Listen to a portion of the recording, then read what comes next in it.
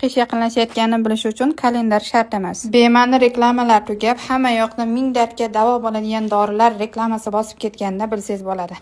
Bahorda shampun, yozda ichimliklar, kuzda kiyimlar reklama qilingan televizorlarda kuningiz bitib qolganmi? Yo'talyapsizmi?